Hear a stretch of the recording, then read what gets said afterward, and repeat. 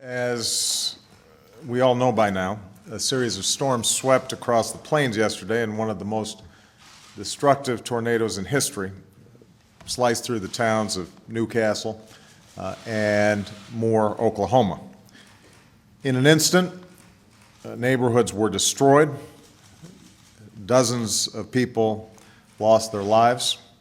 Many more were injured, and among the victims were young children trying to take shelter in the safest place they knew, their school. So our prayers are with the people of Oklahoma today. Our gratitude is with the teachers who gave their all to shield their children, with the neighbors, first responders, and emergency personnel who raced to help as soon as the tornado passed, and with all of those who, as darkness fell, searched for survivors through the night. As a nation, our full focus right now is on the urgent work of rescue and the hard work of recovery and rebuilding that lies ahead. Yesterday, I spoke with Governor Fallin to make it clear to Oklahomans that they would have all the resources that they need at their disposal.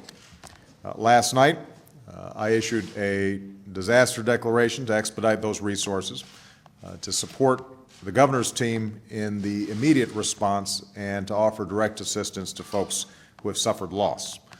I also just spoke with Mayor Lewis of Moore, Oklahoma, to ensure that he's getting everything that he needs.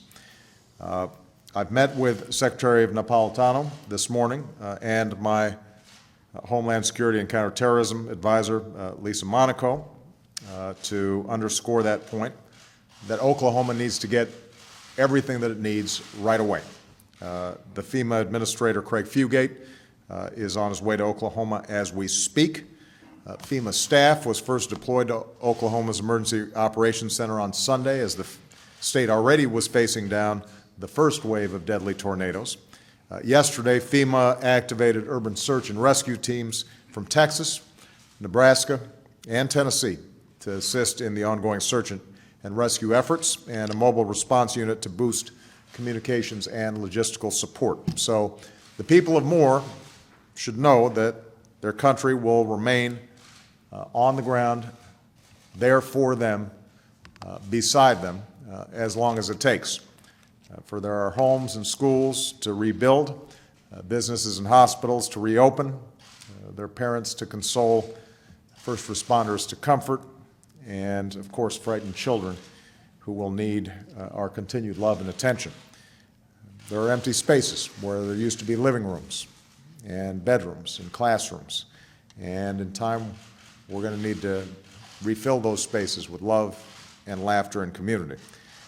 We don't yet know the full extent of the damage from this week's storm.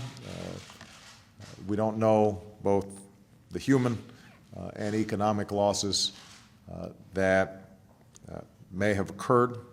We know that severe rumbling of weather, bad weather, through much of the country still continues, and we're also preparing for a hurricane season that begins next week.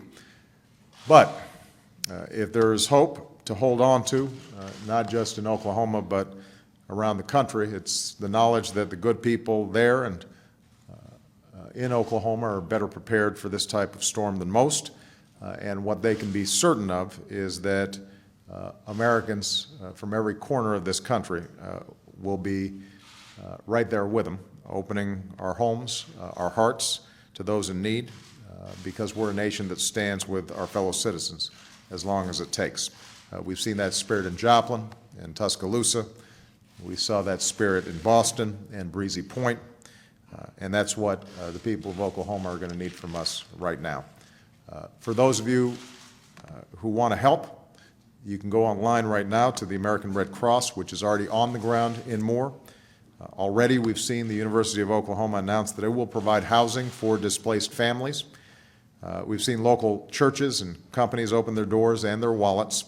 And last night, the people of Joplin dispatched a team to help the people of Moore. So for all those who've been affected, we recognize that you face a long road ahead.